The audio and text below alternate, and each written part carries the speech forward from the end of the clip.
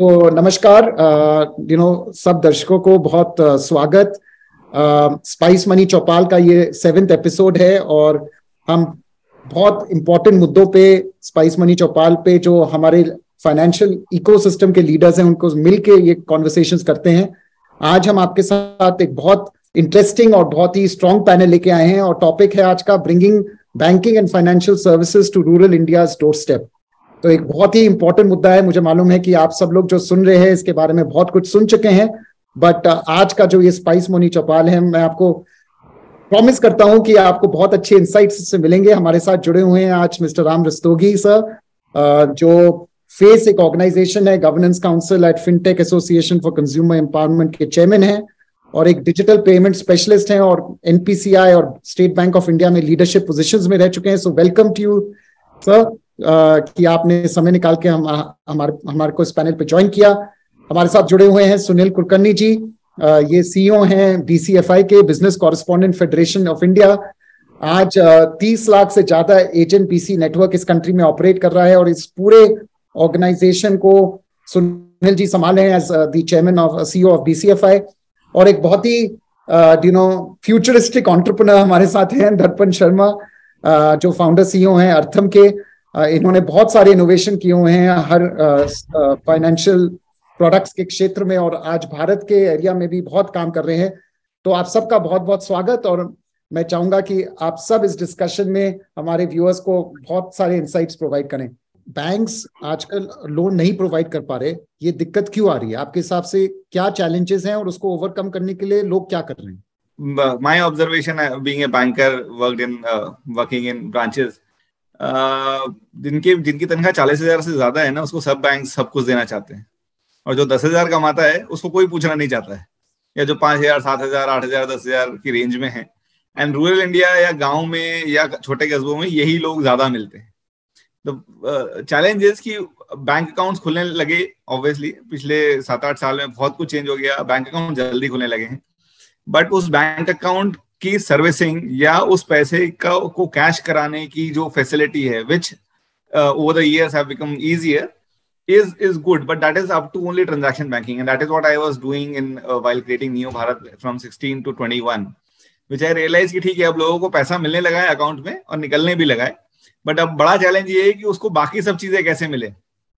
सैशेट size insurance कैसा मिले, 5 रुपए 10 रुपए का इंश्योरेंस कैसे मिल सकता है उसको, या वो 5,000 या 10,000 का लोन कैसे ले सकता है, अब aside from MFI kind of institutions. So that is what I think brought me to Artham, and that is what the journey I'm taking up now, to find out solutions for rural or semi-urban India and get them, उनको थोड़ा पैसा मिले, वो business करें, they get self-employed, they add value to the entire economy chain, rather than just being a migratory worker coming from villages and working in cities and then going back there and spending money. If they can create assets in their own places and create product, is what I think the next 5-10 years will define our country as. तो दर्पण, अगर इसी को आगे लेके चलें कि आज अगर गांव में किसी को लोन की जरूरत है तो बैंक्स आजकल लोन नहीं प्रोवाइड कर पा रहे, ये दिक्कत क्यों आ रही है? आपके हिसाब से क्या चैलेंजेस हैं और उसको ओवरकम करने के लिए लोग क्या कर रहे हैं? फर्स्ट चैलेंज मुझे दिखता है दिलीप, वो कलेक्शन का दिखता है। As a banker always thinks कि उसका जो इनकम है, I can't tap his income, and because I can not tap his income, I can not be sure of the money getting repaid to me.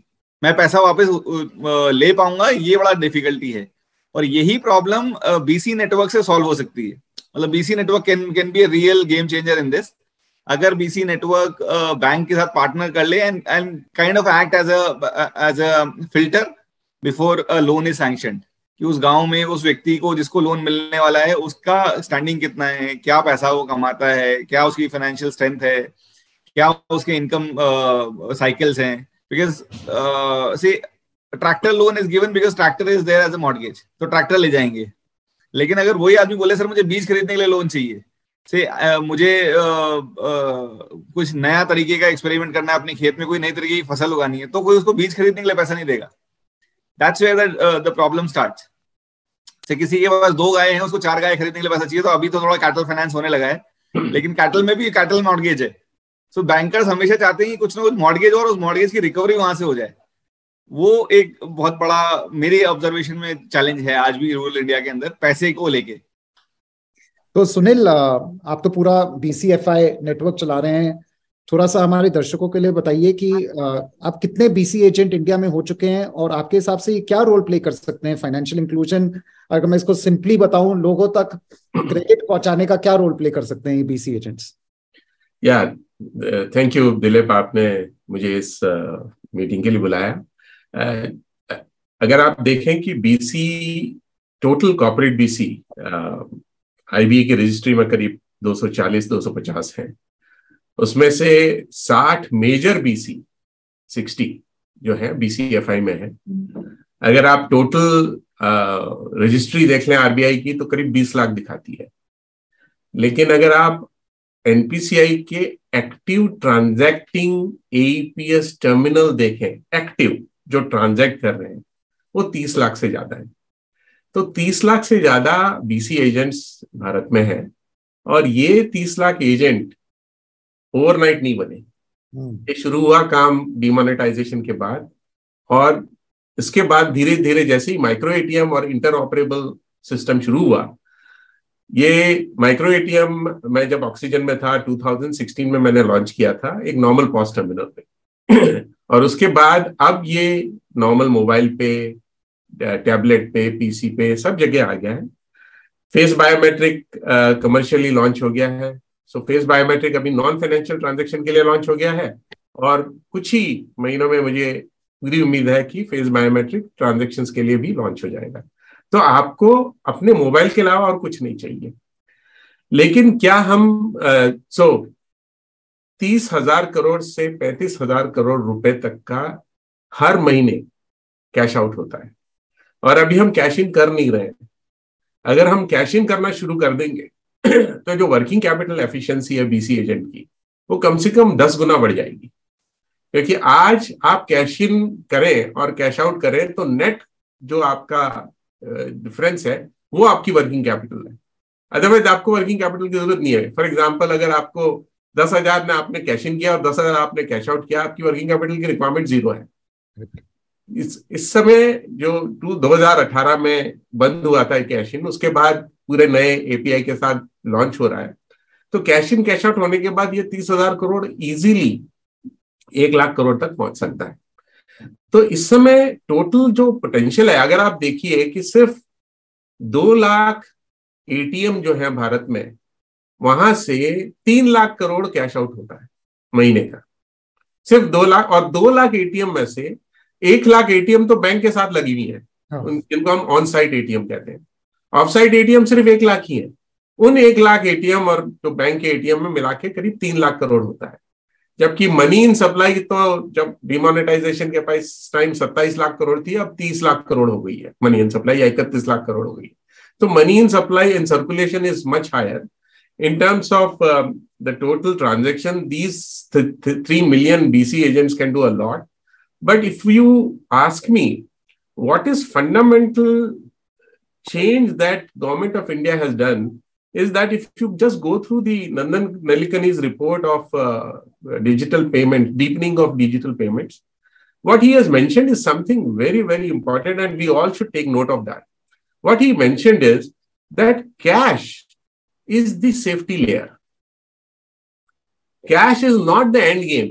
Cash is the start. So अगर आपको cash मिल रहा है तो obviously digital payment का fall back is cash, but reverse is not true.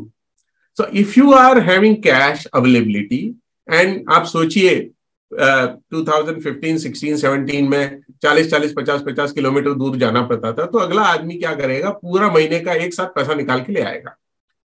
अब आपके 250 metre या 1 kilometre दूर आपका है, तो आप देखिए टिकट साइज भी कम हो गया है. अगर आप AEPS कैश विड्रॉल देखें तो 3,000 से 3,500 रुपए कैश विड्रॉल का टिकट साइज है. इसको हम कैसे 3,500 से 1,000 पे ले आए ताकि बाकी जो 2,500 है वो डिजिटल पेमेंट पे कन्वर्ट हो जाए, वो कैश आउट ना हो. उससे क्या है कि दर्पण को बहुत फायदा होगा. सबसे ज्यादा ये फायदा होगा कि इस समय जब 3,500 रुपए या 5,000 रुपए या 7,000 रुपए निकलते हैं, उसके बाद उसकी आइडेंटिटी खत्म हो जाती है। उस 7,000 रुपए का क्या हुआ किसी को कुछ पता नहीं चलता। And what is happening is that the moment see all the rural India, वहां पे कोई सैलरी क्लास तो है नहीं, तो अगर वहां सैलरी नहीं है, so everybody is a micro और स्मॉल या मीडियम, हम जिसको कहते हैं ना लघु उद्योग, हम माइक्रो एंटरप्रेन्योर्स हैं। Now it is not necessary कि सब फार्मर है या सब कैटल है, there is all kinds of trading business also happening, software business happening, service business happening, for which capital is required.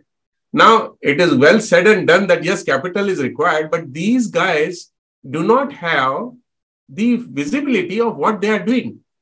And because they are withdrawing cash, the moment you start converting this cash to digital, and that's why after initial phase of Jan Dhan account, then they brought benefit payment so that transaction bank account से होने लग गए. उसके बाद UPI को free कर दिया ताकि यूपीआई का मर्चेंट को उस पर तकलीफ नहीं हो. So all, if you see the trend that government is trying to do is first bring customer to banks, then enable those banks with funds, then enable transactions first with cash and then digital, and then you have profiling. Once you have profiling, then banks have capability to do a fuzzy, not banks, I would say people like Darpan have capability to create a fuzzy logic कि यार इतना सारा हमने transaction इसके देख लिया, ये how much is the everyday spend, EDS जो इसको हम कहते हैं, and how much is discretionary spend, basis which you can now say कि this guy has so much creditworthiness. And that's where the two major initiatives that we are taking via BCFI are very very important. One is called assisted account aggregator, and in assisted account aggregator we are using BC because typically what happens is ये BNPL 30 second में loan जिसकी बात कर रहे थे, ये सारा पहले 150 मिलियन कस्टमर के पास है, उसके बाद अगले 300 मिलियन कस्टमर के पास कुछ नहीं है. They need assistance, and typically our agent is reasonably literate, and the intent is to make them more financially literate. Now currently the AEPS transaction has happened. The moment we do account aggregator, he can now facilitate instant loan. And a second one is the ONDC, where Spice Money is also doing directly integration with that, so that even the buyer app and seller app, each of these agent become merchant for assisted buyer app and seller app as well. So all put together, what we are trying to see is that from bank account to cash out to digital payment to profiling to loan, ultimately the aim is to make 10,000 rupees loan available at a cost which nowhere in the world exists, and which is what the power of account aggregator is. Wonderful. Ram से मैं आपके पास आऊंगा. तो basically अगर मैं सुनील आपकी और दर्पण की बात को जोड़ूं, तो आप ये कह रहे हैं कि 3 करोड़ से ज्यादा एजेंट बीसी नेटवर्क हमारे देश में खड़ा हो चुका है, जो बहुत कुछ कर सकता है फाइनेंशियल इंक्लूजन को ड्राइव करने के लिए. 30 लाख एजेंट बीसी आप कह रहे हो कि खड़े हो चुके हैं.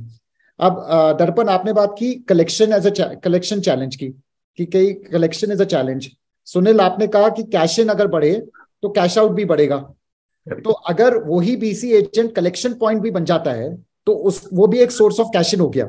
एक तो आपका AePS based cash deposit product आ रहा है, एक ईएमआई कलेक्शन बीबीपीएस में भी एक प्रोडक्ट आ चुका है जहां पर वो एजेंट बीसी कैश कलेक्शन भी कर सकता है. तो अगर कैश इन बढ़ता है तो आपके हिसाब से कैश आउट भी बढ़ेगा. एक आपने ये बात कही. दूसरा आपने कहा कि जो कैश ओनली कस्टमर है उसको हम डिजिटल कस्टमर कैसे बनाएं. तो क्या हमारा एजेंट बीसी नेटवर्क जो खड़ा है वो ये भी रोल प्ले कर सकता है कि जब कस्टमर कैश निकालता है तो कुछ कैश वो छोड़ दे अकाउंट में. करेक्ट. और क्योंकि अब उसको 30 किलोमीटर नहीं जाना पड़ रहा कस्टमर को कैश निकालने के लिए, बगल में है, 15 मिनट की दूरी पे है, वो कैश अकाउंट में छोड़ सकता है.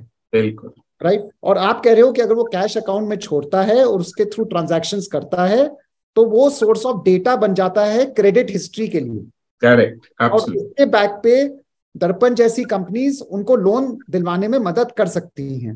और फिर आपने बात की finally about assisted account aggregator, जिसमें आप कह रहे हैं कि जो हमारा एक एजेंट बीसी है वो एक एडिशनल रोल प्ले कर सकता है, जिसमें कि कस्टमर की क्या इंफॉर्मेशन है जो बैंक यूज करके उसको लोन दे सकता है, उसमें वो उसकी मदद कर सकता है. बिल्कुल. तो एक रास्ता दिख रहा है कि जो एजेंट बीसी है वो कैसे एक kind of a bank branch के रूप में आगे काम करे और सारी जो सर्विसेज हमें बड़े शहरों में बैंक्स ब्रांच में मिलती हैं, क्या गांव में एक छोटे किराना स्टोर में एक मर्चेंट एक बैंकर के रूप में वो सर्विसेज प्रोवाइड कर सके?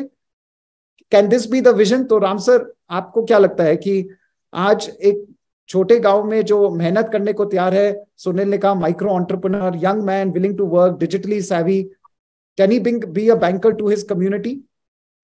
दिलीप जी, सुनील ने बहुत ही सही पॉइंट्स उठाए हैं और मैं उनसे एग्री करता हूँ, बट थोड़े से जगह पे मैं उनसे डिसएग्री करता हूँ।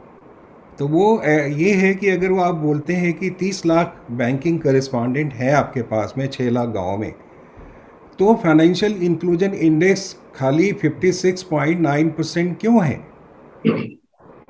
नंबर 2, भारत की जनसंख्या, भारत आपको जैसे मालूम है कि दुनिया में सबसे यंग कंट्री में आता है, सब तब नंबर 1 पे साउथ सूडान है, उसके बाद भारत है।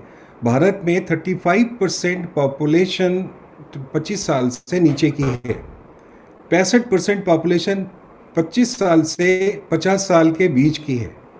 अब जो 25 साल का ब्रैकेट है, अगर हम देखें कि 65% पॉपुलेशन गांव में रहती है, तो करीब 30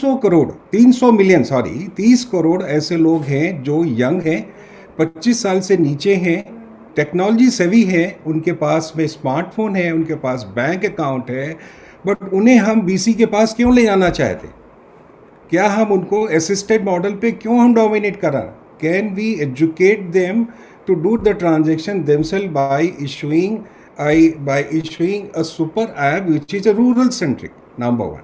Number 2, ONDC is coming in a big way. Can we provide them a buyer's app so they start transacting directly? Number 2, BC agent जो है वो तो दुकान पे बैठा है, ये इसका एक सेकेंडरी बिजनेस है, ही कैनॉट मूव आउट। वो 10 इसलिए आपको कैश आउट करता है कि उसकी ज़रूरत है और उसको एडिशनल इनकम है। अब ये पूरी बैंकिंग करने के लिए, कस्टमर को डील करने के लिए उसके पास स्पेस होना चाहिए, उसके पास कैपिटल होनी चाहिए, उसके पास टेक्नोलॉजी होनी चाहिए। और ये सारी चीज़ें कौन प्रोवाइड कर सकता है? हमारे जैसे रूरल सेंट्रिक फिनटेक जो हैं, कॉग्निटिव टेक्नोलॉजी है या क्वांटम कंप्यूटिंग है, उसको लेके बात करें। एक स्टडी है वर्ल्ड बैंक की जिसको Indian institute of applied economics ने वैलिडेट किया है, an inclusive society increases the GDP bye 1%। अगर हम एक फिनेंशियली इंक्लूसिव सोसाइटी का निर्माण करते हैं तो इंडिया की जीडीपी 1% से बढ़ सकती है। अगर हम भारत संसार की तीसरी इकोनॉमी बनने का सपना देख रहे हैं और तीसरी और दूसरी इकोनॉमी के बीच में खाली 1% की जीडीपी का फ़र्क है, तो हमें क्या करना चाहिए? हमें टेक्नोलॉजी का सही इस्तेमाल करना चाहिए। हमारे जो 30 लाख बैंकिंग करेस्पॉन्डेंट हैं, उनकी मदद से हमें रूरल साइड को मैप करना चाहिए। Once we do a proper mapping, then we start doing various other services. Financial inclusion खाली बेसिक बैंकिंग सर्विसेज नहीं है, वो इंश्योरेंस भी है, वो लेंडिंग भी है। और lending always say need based lending, it's not that lending that we are just pulling out and giving the market because they have to repay back. तो Ram sir, can I come in on this? Yeah. नहीं sir, आपने बहुत important मुद्दों पे की बात की है। एक तो सर, ये जो हम 30 लाख एजेंट बीसीज की बात कर रहे हैं, because I do not want to miss this opportunity, because हमें मालूम है स्पाइस मनी में जो हमारे एजेंट बीसी नेटवर्क हैं, they all use a mobile app on their smartphone, so they all tech savvy. और आपने बात की यूथ की, तो अब 65% ऑफ द स्पाइस मनी अधिकारी network is less than 30 years old. So there is the youth of India is definitely more digitally savvy, और वो आगे देख रहे हैं कि कैसे टेक्नोलॉजी को यूज करके they can improve their lives. तो आई थिंक अपॉर्चुनिटी कहाँ है नाम सर? आपने दो बात कही। आपने कहा कि जो 30 करोड़ यूथ है, क्या हम उनके लिए एक ऐसा ऐप बना सकते हैं जिससे कि वो सारी बैंकिंग और फाइनेंशियल सर्विसेज खुद कर पाएं? अगर आप देखेंगे जो गांव तक अब एजेंट बीसी नेटवर्क बढ़ रहा है, वो यूथ ही बढ़ा रहा है। तो अब कई चीजें वो खुद अपनी यूपीआई एप्स भी यूज करते हैं और सर्विसेज भी प्रोवाइड करते हैं, राइट? तो अब क्वेश्चन ये है कि कैन दे ट्रेन अदर्स, और क्या ऐसे प्रोडक्ट बन सकते हैं कि बाकी लोग भी खुद अपने आप कर पाए? एनपीसीआई खुद ही यूपीआई का पेनिट्रेशन ग्रोथ आ रही है, 44 करोड़ फीचर फोन कस्टमर्स, उन तक यूपीआई कैसे पहुंचाया जाए, इन पे भी इनिशिएटिव्स चल रहे हैं। बट अगर मैं एजेंट बीसी नेटवर्क पे वापस आऊं कि क्या ये रोल प्ले कर सकते हैं, I totally agree with you, क्योंकि वो यूथ ही है जो एजेंट बीसी नेटवर्क चला रहे हैं और बढ़ा रहे हैं जी। कैसे वो बाकी यूथ को भी एजुकेट कर सकते हैं और do it yourself kind of products की अडॉप्शन कैसे बढ़ा सकते हैं, बिकॉज एक थोड़ा सा वो हेजिस्टेंस है कि कैसे मैं खुद करूं। दूसरा, आपने बहुत इंपॉर्टेंट बात कही जिसमें आपने कहा कि जो डिजिटल लेंडिंग एप्स हैं उनकी जो कॉस्ट ऑफ ऑपरेशन है या जो वो जिस रेट पे वो लेंड कर रहे हैं वो थोड़ा सा एक इशू है, राइट? तो क्या हम आज दर्पण ने बात की कि can BC network act like a filter, कि आज बीसी नेटवर्क का 2 एडवांटेजेस हैं। देखिए, वो डिजिटली सैवी भी है और कम्युनिटी का मेंबर भी है। तो आज लोग हायर इंटरेस्ट क्यों चार्ज करते हैं? क्योंकि हायर रिस्क उनको दिखता है, बिकॉज दे फील लाइक, क्योंकि अगर मुझे लगेगा रिस्क है और वो कल डिफॉल्ट हो गया तो मैं अपनी कॉस्ट कैसे कवर करूंगा? तो higher interest is a function of perception of higher risk. तो जो हमारा एजेंट बीसी नेटवर्क है, जो उस कम्युनिटी में रहते हैं, जो उस कम्युनिटी का हिस्सा हैं, वो तो लोगों को जानते हैं। तो can they help us bring down the cost of risk, right? और कैन दे इंश्योर कि वो, जैसे आप फिल्टर कह रहे हो, मैं अगर कहूं कि क्या वो हमें कॉस्ट ऑफ लोन कम करने में हमारी मदद कर सकते हैं, कि देखिए कि अगर ये डिफॉल्ट होगा तो मैं खड़ा हूं, बिकॉज मुझे मालूम है कि ये कौन है, इनकी क्या इनकम है, खेती कितनी होती है, फसल कितनी उगती है, दुकान में कितने लोग आते हैं, इनका कैश फ्लो क्या चल रहा है, मैं यहाँ रहता हूं, मैं इनको जानता हूं। तभी मैंने बात की banker to the community, because जैसे एक बैंक ब्रांच होता है जो एजेंट बीसी है, क्या वो रोल प्ले कर सकते हैं कि वो जो कॉस्ट ऑफ रिस्क कंपनीज को लगता है, बैंक्स को लगता है, डिजिटल लेंडिंग कंपनीज को लगता है, उसको कम करने में अगर मदद कर पाए तो उनकी मदद से कैन वी ब्रिंग डाउन, जो आपने कहा 30, 40, 50%, can we bring this down to 10-15%? अगर बड़े शहरों में लोग 10, 12, 15% पे बोरो कर सकते हैं, बड़ी कंपनीज, तो गांव में जो छोटा बिजनेस चला रहे हैं वो भी क्यों 12-15% पे बोरो क्यों नहीं कर सकते? तो अगर ये हो सके तो इसमें हमारा जो एजेंट बीसी नेटवर्क है जो उस गांव में रह रहा है, कैन ही हेल्प अस? दर्पण, अगर मैं आपको से वापस ये क्वेश्चन पूछूं, how do we bring down the cost of credit? Digital lending app में जहां फेस टू फेस इंटरेक्शन नहीं है और जो उधार ले रहा है उसको ये पता नहीं है कि उसको क्या रेट लग रहा है। सो टिपिकली रेट कैसे डिसाइड हो रहा है मार्केट में? 500 रुपए लो, 50 रुपए दे दो। तो क्योंकि उसको 500 रुपए चाहिए वो 50 रुपए दे देता है, नॉट रियलाइजिंग कि मैंने 1 महीने में 10% दे दिया है।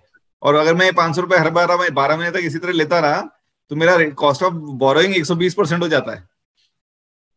वो डिजिटल लेंडिंग एप्स का फंडामेंटल प्रॉब्लम है और वही भारत में सॉल्व करने की जरूरत है, बिकॉज उसको ये बात नहीं समझ में आती, वो उस तरीके से कैलकुलेट नहीं करता है। भारत का जो कस्टमर है, मैं एक एग्जांपल लेता हूं आपको कि शहर में हम दूध खरीदते हैं वो 60 रुपए लीटर मिलता है, और गांव में जब वो दूध खरीदा जाता है किसान से तो वो 28 से 34 रुपए लीटर खरीदा जाता है।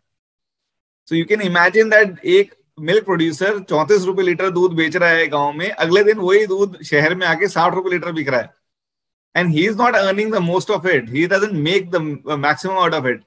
उसका रीजन ये है कि जो दूध कलेक्ट कर रहा है उसके पास वर्किंग कैपिटल नहीं है, जो दूध सब कलेक्ट करके चिलर से लेके मिल्क प्लांट तक लेके जा रहा है उसके पास कैपिटल नहीं है, मिल्क प्लांट के पास कैपिटल है। So the maximum money is made there और the distribution network after that. यही आज भारत का प्रॉब्लम है। गेहूं उगाने वाला पैसा नहीं कमाता है, गेहूं की ट्रेडिंग करने वाला पैसा कमाता है, तो शहर में उसकी ट्रेडिंग कर रहा है या उसे आटा बना रहा है। And that is where the government also talks about it, कि if you can create smaller enterprisal units और मे बी जैसे स्टोरेज हाउसेज हों, उस तरीके का लिटरेसी, उस तरीके की अपॉर्चुनिटी, उस तरीके की कैपिटल वो अवेलेबल नहीं है, इसलिए कोई वहां ऐसा काम करता नहीं। और जिनके पास वो कैपिटल है, they are making money out of it, obviously they are making money out of it. So my kind of people are trying to create that kind of financial intermediation जहां पे मैं सक्सेसफुली उनको land कर पाऊं, और वो business opportunity जो उनको पता है कि एग्जिस्ट करती है, they can make money out of it for their own selves rather than getting prey और उस नेट में फंस जाएंगे मैं जल्दी से अपना पैसा, अपना माल बेच के उसको कैश में कन्वर्ट कर लूं, बिकॉज पेरिशेबल कमोडिटी है, पता नहीं कब खराब हो जाए, और हो सकता है मुझे उससे फिर मतलब पैसा बनाने की बजाय I may make loss out of it. और उसके अंदर जो बीसी नेटवर्क है, he is the man who knows it all. जो गांव में बैठा है उसको पता है कि मेरे गांव में अभी मक्के की फसल कटी है और उसको बेचने के लिए इसको यहाँ जाएगा। वहां अगर सम who is a young guy can do the trading through the capital that is coming to him, can solve a lot of other things for us. Sunil, मुझे एक आपसे पॉइंट रेज करना है। बीसी जो टर्म है ये काफी सालों से यूज हो रहा है, business correspondent to a bank. ये तो तब भी यूज हो रहा था जब fintech as a word coin नहीं हुआ था। ये तो तब भी यूज हो रहा था जब इंडिया स्टैक नहीं था। ये तो तब भी यूज हो रहा था जब आधार इनेबल्ड पेमेंट सिस्टम नहीं था। ये तो तब भी यूज हो रहा था जब यूपीआई जैसे टर्म्स नहीं थे। तो अब क्वेश्चन ये है कि जो ट्रेडिशनल बीसी मॉडल है, जिसमें कि कई बैंक्स ने अपने बीसी ब्रांचेस खोले हैं, जो शुरू में ये था to extend the reach of the bank, और जो अब हम बीसी की बात कर रहे हैं, बिकॉज और कोई कैटेगराइजेशन नहीं है अभी इस इंडस्ट्री में, बट जिन प्लेटफॉर्म्स की हम बात कर रहे हैं, जहां पर companies like ours and many others are जो यंग लोग हैं एजेंट बीसी नेटवर्क के रूप में चल रहे हैं, वो तो effectively are like technology entrepreneur, right, जो कस्टमर साइड पे बैठे हुए हैं। इफेक्टिवली बैंक साइड पे नहीं बैठे, वो तो कस्टमर साइड पे बैठे हैं। Normally traditional BC bank side पे बैठे हैं, वो मोर डिस्ट्रीब्यूटर है, डिस्ट्रीब्यूशन चैनल। जो हम बात कर रहे हैं is more like a retail network, right, which is customer first, जो कस्टमर के बीच में बैठा हुआ है, जो कस्टमर की जो अंडरस्टैंडिंग, नॉलेज है, डेटा है, वो जानता है। जो डिजिटाइज नहीं है वो उसको जानता है और वो उसको हेल्प कर सकता है टू फॉर्मलाइज। तो सुनील, आपको लगता है कि थोड़ा सा चेंज चाहिए इकोसिस्टम थिंकिंग में? बिल्कुल, जहां पर कि हम सबको एक तरीके से ना देखें, बट जो टेक्नोलॉजी जो नए type of BC networks create कर रही है उसको एक अलग तरीके से देखें या सोचें। तो हमने भी हमारे बीसीएफआई में 3 तरह के बीसीज हैं। एक को कहते हैं हम transaction BCs. Transaction BCs are the BCs who are doing AePS, cash in cash out, and DMT, domestic money transfer, and very recently started doing account opening also. The layers are merging, but I'll just, for the purpose of easy identification, I'm separating them. So transaction BC जैसे Spice Money है, it is a by and large transaction BC because it has massive rollout. Similarly, you have Payoneerby, CSC, SPV. A lot of such companies have transaction BC as their primary business. Bread and butter उनसे चलता है. To tell you frankly, the second the category is the branch linked BC. Now these are typically PSU BCs who have a linked branch attached to that particular BC, and they do Aadhaar, all the other services, as well as they do benefit payments, eKYC, and government schemes like PMJDY, PMAPY, etc., etc. And the third one is very interesting one, which is called the asset BC. Now, these asset BCs are the BCs who are doing business of facilitating and collection of lending for bank using a microfinance or JLG group. If I give you the split between the PSU bank BC, we are talking about 150,000 total number of, मतलब 1.5 लाख से ज्यादा हमारे PSU bank के BC नहीं है। वो 1.5 से 2 लाख हो सकते हैं, इससे ज्यादा नहीं है। ट्रांजैक्शन बीसी इस 30 लाख में से कम 80% है। Correct. मतलब आप देखिए कि 30 लाख में से 80% है, बाकी जो है वो एसेट बीसी है और पीएसयू बीसी है। तो आपने जो बताया है बिल्कुल सही है। इस समय जो हम डिस्कशन कर रहे हैं different government organization and ministry में, कि एक सिर्फ कैश इन कैश आउट और डीएमटी से काम नहीं चलेगा। इस समय सारी इंफॉर्मेशन एक मोबाइल पे अवेलेबल है। तो जैसे राम ने कहा कि जब 30 करोड़ लोग यूथ हैं, मैं तो कहता हूं 30 करोड़ क्या, 50 करोड़ लोगों के पास व्हाट्सएप है। इसका मतलब स्मार्टफोन है और मोबाइल डेटा अवेलेबल है। तो 50 करोड़ यूपीआई क्यों नहीं है, या 50 करोड़ मोबाइल बैंकिंग क्यों नहीं है? तो उसका फंडामेंटल रीजन ये है कि मैं एक बेंगलोर से करीब 200 किलोमीटर दूर एक गांव है मांड्या, वहां पे एक पकोड़े की दुकान है, वहां पे क्यूआर कोड लगा हुआ है यूपीआई का। मैंने उससे पूछा कि मैं क्यूआर कोड से पैसे दूं? उसने कहा नहीं, आप मुझे कैश दीजिए। मैंने कहा क्यों भाई, तुमने क्यूआर कोड लगा रखा है, क्यों नहीं दे सकते? उसने कहा कि मेरी दिन भर की कमाई होती है कुल मिला के 200 रुपए, और अगर मेरा एक 50 रुपए का ट्रांजेक्शन टाइम आउट हो जाए तो मेरी 25% अर्निंग चली जाती है। तो मैं झगड़ा करता रहता हूँ उस कस्टमर से कि तुमने भेज दिया, मेरे को नहीं मिला। So the bottom line is that while we have brought a lot of technological innovation and UPI has really taken off, what is still not happened is a very, very strong centralized agent and customer grievance redressal mechanism, which is SLA based.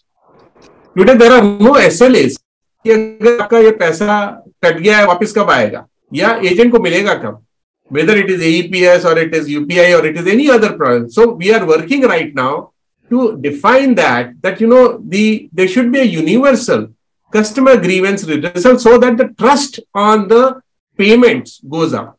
The moment the trust of the payment will goes up, Ram, I can commit to you, bulk of the agent assist will shift to self-assist.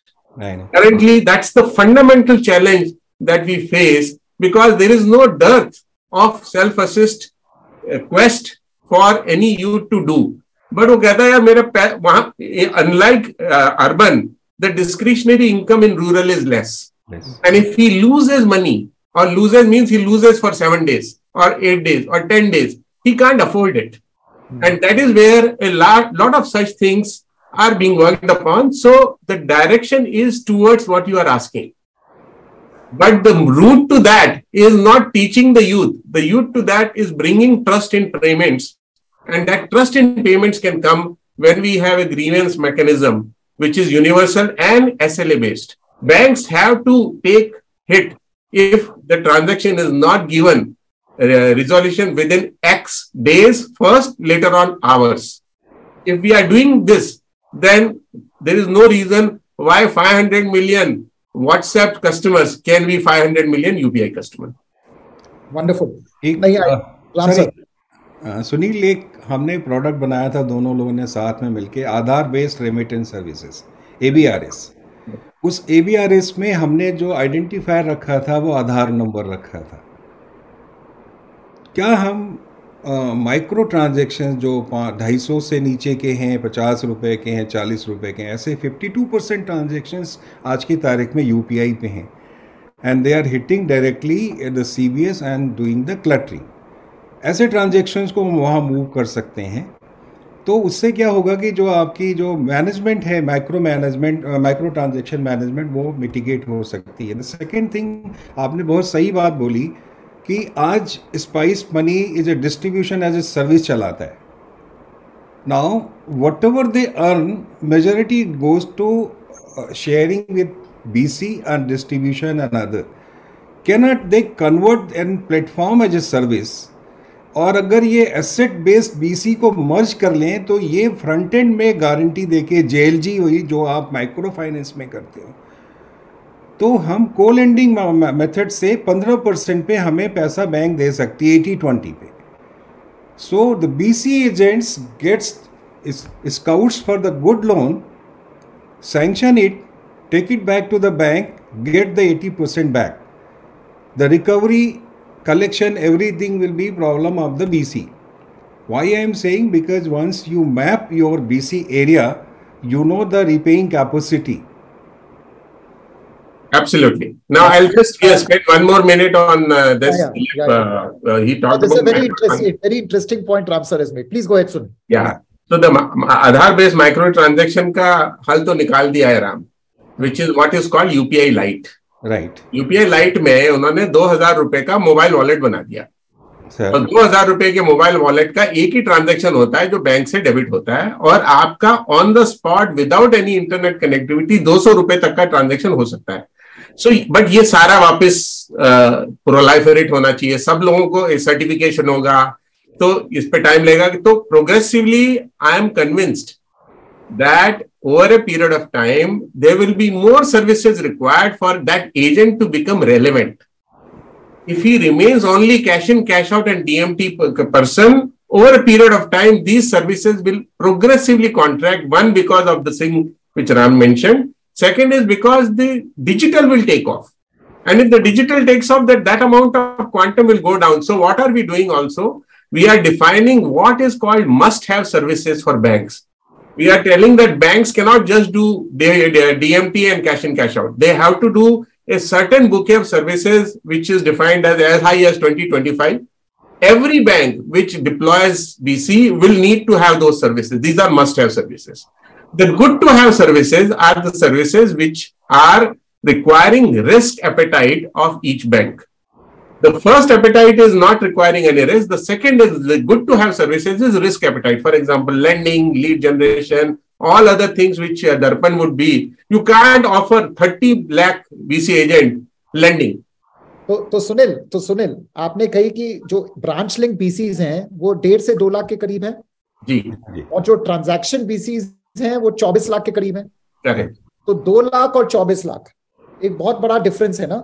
बिल्कुल। तो क्यों नहीं हम एक ऐसा model बना सकते हैं कि जो काम वो 2 लाख बीसीज कर सकते हैं वो काम 24 लाख क्यों नहीं कर सकते? वही कर रहे हैं, वही मॉडल बन रहा है। आप तो जो आपने कहा आज सरकार का एक प्रोग्राम है प्रायोरिटी सेक्टर लेंडिंग, जो हर बैंक है वो ग्रामीण क्षेत्र में जिन लोगों के पास फॉर्मल लोन्स नहीं है, जो इनफॉर्मल लोन्स पे डिपेंडिंग है, एग्रीकल्चर इनकम बढ़ाने के लिए, नॉन एग्रीकल्चर इनकम बढ़ाने के लिए अगर उनको क्रेडिट असिस्टेंस चाहिए तो प्रायोरिटी सेक्टर लेंडिंग का गवर्नमेंट का बहुत बड़ा प्रोग्राम है। अब ये प्रोग्राम सारे बैंक्स अपने ब्रांचेस के थ्रू, ब्रांच लिंक बीसीज के थ्रू पुश कर रहे हैं, पर दिक्कतें आ रही हैं, कलेक्शन की दिक्कत आ रही है, अवेयरनेस की दिक्कत आ रही है, एजुकेशन की दिक्कत है, अंडरराइटिंग की दिक्कत है, जो भी है। बट एक जो रीच ट्रांजैक्शन बीसी नेटवर्क्स ने कर दिया है 24 लाख एजेंट्स का, हुआ डिजिटली सेवी, तो जो डेटा को डिजिटली कैप्चर कर सकते हैं, राइट। और जो ये ओपन स्टैक्स आ रहे हैं, open credit enablement network, open network for digital commerce, तभी मैं कह रहा हूं, is there a need to reimagine banking in rural India? No, absolutely. Micro finance revolution हुआ, मैं तो देखता हूं जैसे ग्रीन रेवोल्यूशन हुआ इंडिया में, रूरल इंडिया में, फिर उसके बाद माइक्रो फाइनेंस रेवोल्यूशन हुआ फाइनेंशियल सेक्टर में। What is the next revolution for financial inclusion? और उस रेवोल्यूशन में ये जो 24 लाख डिजिटल एंटरप्रेन्योर नेटवर्क, अगर मैं इसको कहूं, ये जो रूरल डिजिटल एंटरप्रेन्योर नेटवर्क खड़ा हो गया है, what role can they play to reimagine banking and financial services for rural India? Is this the opportunity, gentlemen? No, absolutely, Dilip. There is, it will be pushed now that, see, what has happened is certain services are very lucrative. And the AEPS cash in, cash out and DMT is very lucrative. But certain services required solicitation. Certain services required more time to be spent by the agent. With the so there the ROI of the time of the agent becomes important. Why insurance is not that much taking off? Because अगर आप 10 लोगों को पूछोगे तो एक मदद करेगा। आपकी hit rate on AEPS is 100%. जो 100 लोग आ रहे हैं, 100 लोग AEPS करके जाएंगे, वो वापस नहीं जाएंगे। लेकिन 10 लोग अगर आपके पास इंश्योरेंस, आप 10 लोगों के पास जा रहे हो इंश्योरेंस से, एक ही आदमी लेगा। So therefore it is important, and therefore the margin is higher. The margin is not higher because there is something magic happening. It is because the total time spent is much higher. So progressively, all the banks will be. I'm certain all banks will be asked to push more services. And the transaction BC, what it is today, will be a very different avatar of a branch linked BC on a mobile. तो I think 100%। तो जैसे हम बात करते हैं urban India में digital banking की, and we talk about neo banks and we say bank on your mobile phone, right? How can we think of banking and financial services in rural India where you can say a bank branch on your mobile phone and a bank on your mobile phone? Absolutely. Question ये कि इसको reimagine करने के लिए Ram sir, how do we move forward such that we can visualize, जैसे आपने कही कि जो एजेंट बीसी नेटवर्क है, क्या वो जैसे हमने एक जॉइंट लेंडिंग ग्रुप का सेटअप है या सेल्फ हेल्प ग्रुप का सेटअप है या वैसा कोई सेटअप है, can they enable and become part of this setup such that they can get into new products which Sunil will also increase their viability, right, and improve their financial viability and enable them to become more serious financial entrepreneurs from just being entrepreneurs. Absolutely. So I think there is a huge opportunity. I can only thank all of you so much for taking out this time. ये एक ऐसा topic है जिसमें हम लोग बहुत और बातें कर सकते हैं, and I'm hoping that we can come back again and have this conversation.